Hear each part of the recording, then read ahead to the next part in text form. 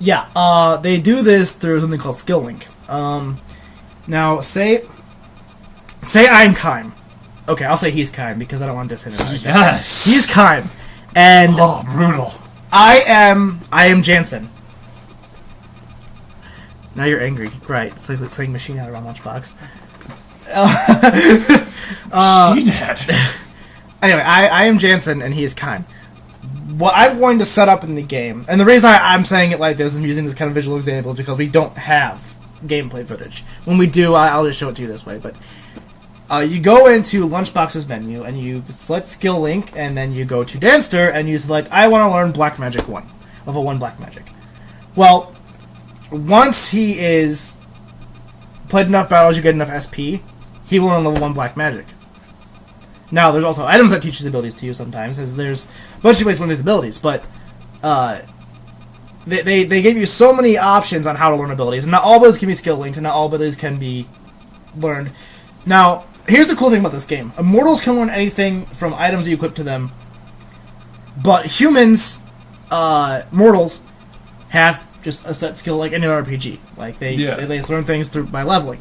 But here's the cool part.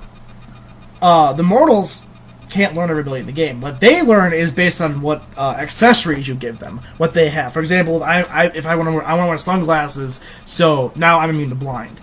But if I equip sunglasses to Kime or Lunchbox, he will learn blind, or anti-darkness is called in this game.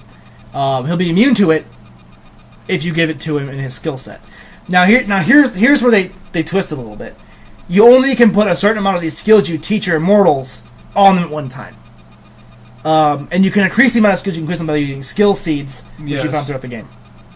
And if you are like me, and you baby the hell out of Kime with those things, he turns into a tank of... yes. Now, there's actually skill seeds in this game that you can make all of the immortals uber, not just Kime. If you balance it out a little bit, you will make all of them pretty uber. I mean, most of my immortals are immune to everything. I mean, you can't harm them, you can't touch them. Yeah. I mean, he's seen my party. You can't touch my immortals' status effects. It's nuts. At least the ones that matter. I mean, there are some status effects you don't even know what they do in this game. That's just how stupid they are. Yeah. Like, oh, what the hell does this do? I don't know. Can I still attack and hit? Yep. Okay, we're good. But the skill system is very, very good. I like the way they did it.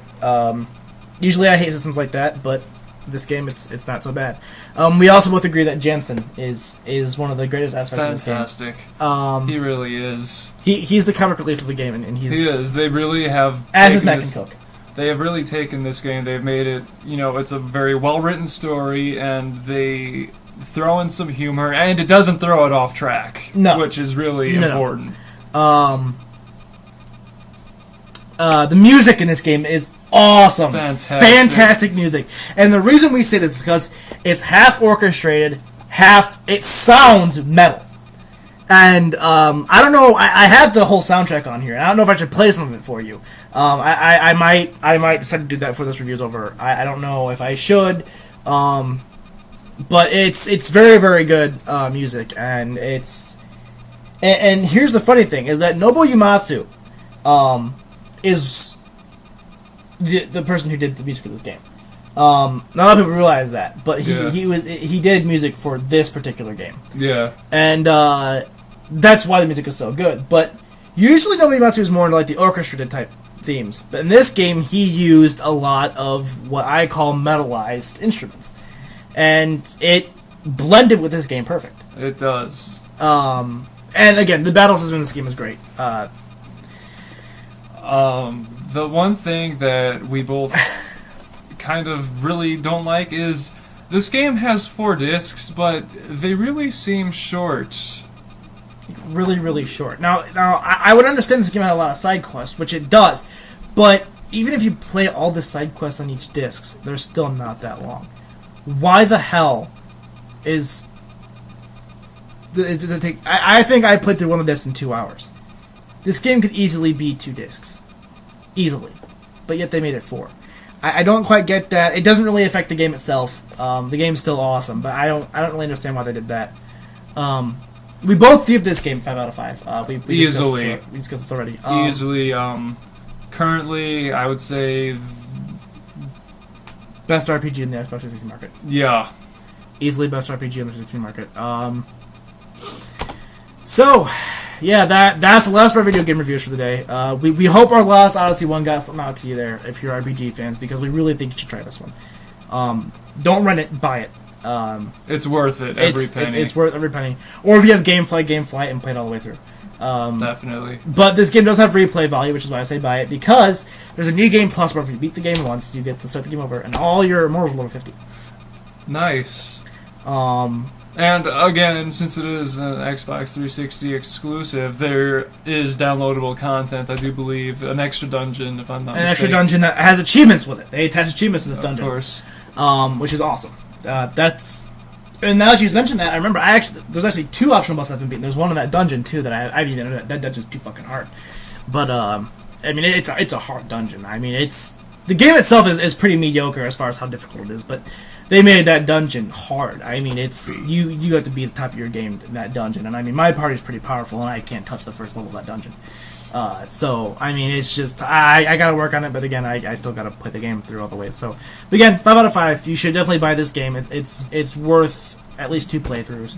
So, there it is. That's Lost Odyssey. And next, after we take a break, I'm gonna go grab some water because my voice is running out on me.